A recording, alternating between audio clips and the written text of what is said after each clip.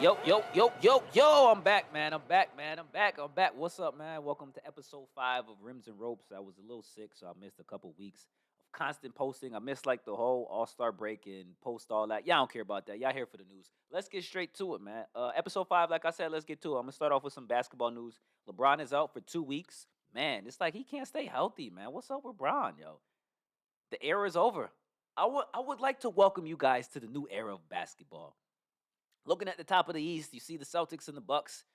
Giannis isn't old as of yet. He's getting there. Looking at the West, you see the Nuggets. You see the Grizzlies. We're entering a new era, and I hope you guys are ready for it.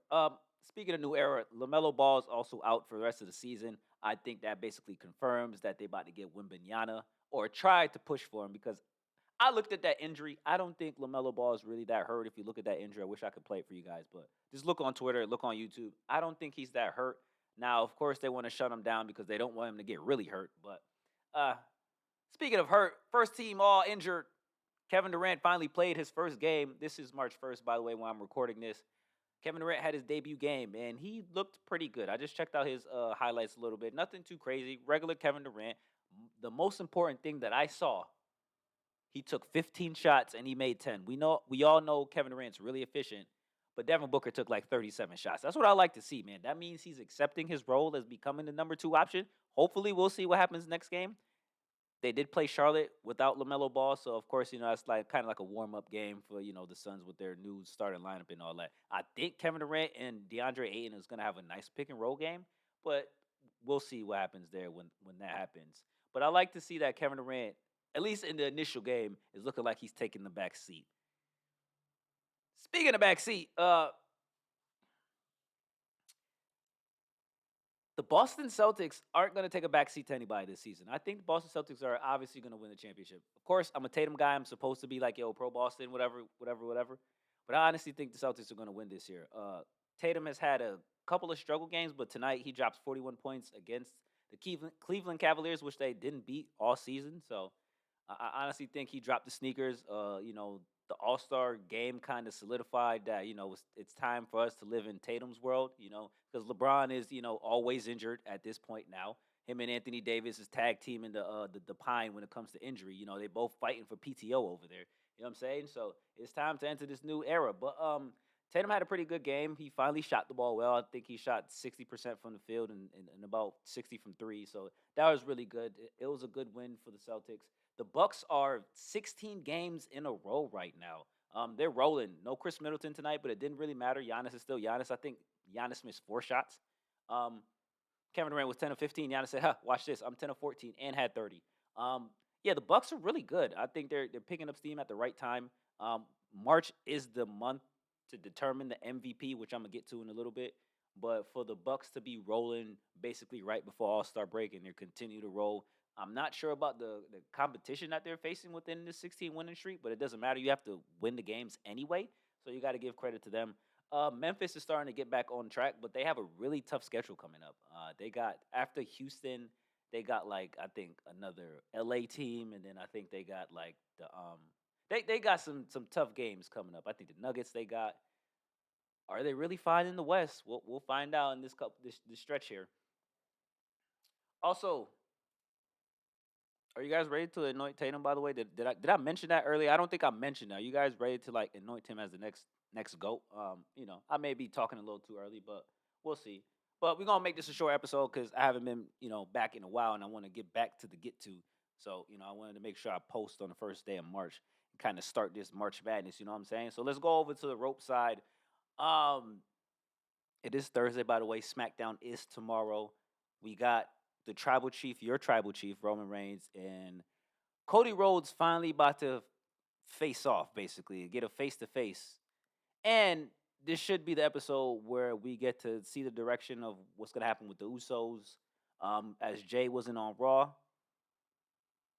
and your tribal chief gave a message to Jimmy that he has to handle Jay before he does. And now we're at that point to where Roman has to handle it. So I don't even really think Cody's going to get too much of Roman's attention. I think the whole show is kind of going to be centered around Jay.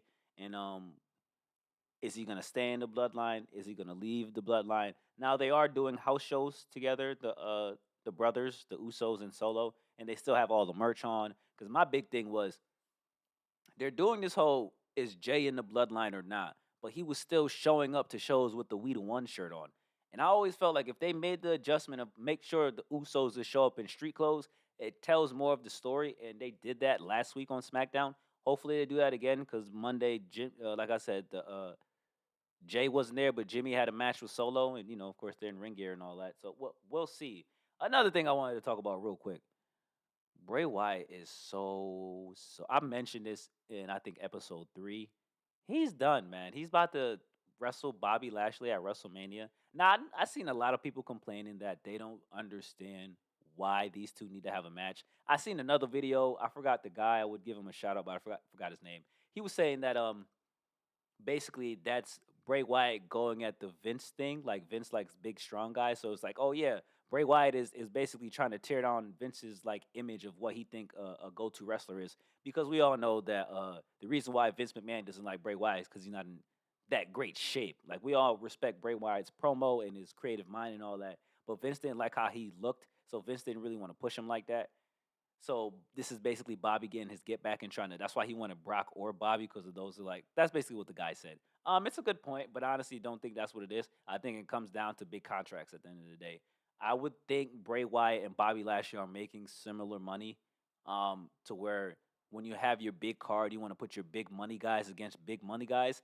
Now, on the same token, on the same line, same sentence, that doesn't make any sense if you're going to get Brock Lesnar versus Omos. So I don't know if that's really going to happen, but just name versus name on a big card, you would Bobby Lashley and Bray Wyatt will sell tickets, but it doesn't really matter what match Bray Wyatt got because we're all pretty much here for Roman and the Usos and Sammy and Kevin Owens to kind of complete that storyline. Excuse me. So I wonder what's gonna happen. I really want to know what's gonna happen tomorrow on SmackDown. I'll try to do another episode after tomorrow to kind of recap what happened. Speaking of belts, we have new women tag team champions. Becky Lynch finally completes her arc of having pretty much every title. Right, she's a Grand Slam champ now that she got the tag team belts, and her tag team partner is Lita. I thought they were gonna try to do a six woman tag match for WrestleMania and have Trish and Bailey, be in the mix, but I'm not really sure. I think Bailey and Trish gets a match at WrestleMania, but I'm not quite sure what they want to do.